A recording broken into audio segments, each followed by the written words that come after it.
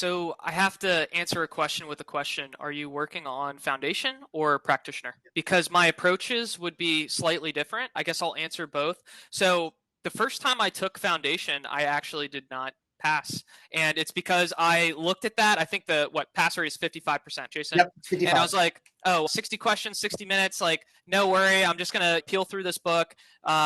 What really surprised me is it's almost as much an English syntax and grammar test compared to actually understanding the definitions. So, as long as you're really comfortable with the definitional knowledge of the principles, themes, and processes, you should be able to carry through. I think I was averaging about 70% on our practice tests before I went and actually took the exam. And in terms of the practitioner exam, just be comfortable with our practice exams yet again, but understand that the preparation of, yet again, I don't know if you have an electronic PDF or a physical hard copy book, but I prefer the hard copy book. I made sure that I had bookmarks all throughout my book. So I would practice flipping through it because you're allowed to have the book on the exam.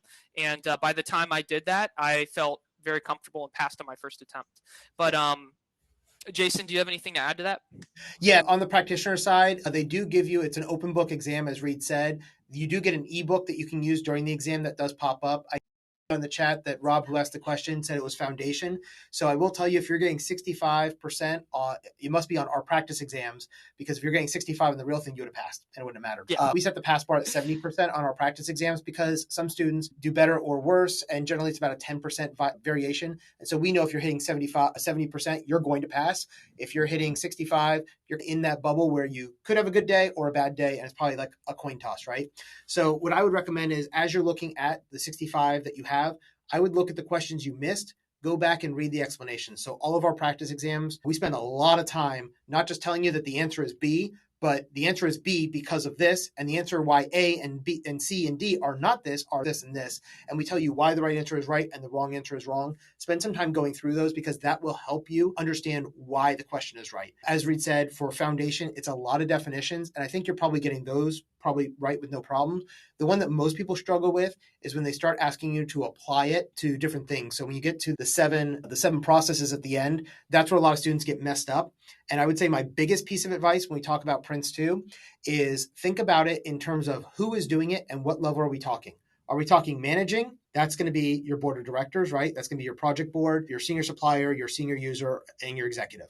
If you talk about, that's directing. If you're talking about managing, you're talking about project manager. If you're talking about delivering, that's your team members who are doing it, and usually team leads, and that's stages and project plans. And so knowing that in that one chart, if you look at the last section of the course, we have that one video where we do the overview and talk about the 7 steps and where they fit from the 50,000 foot view. Go over that a couple of times. Once you get that down, it's going to make the whole test so much easier for you, because that's where the majority of questions I see students missing are when they say, this is happening, who's responsible for it? And they think it's the project manager, but it's not. It's the project board or the executive, because it's a directing decision, not a managing decision. And so making sure you understand those key words, managing, directing, managing, delivery, is important, because that tells you who's doing it and which stage you're in. I think that video, Jason, that you're referencing is putting it all together.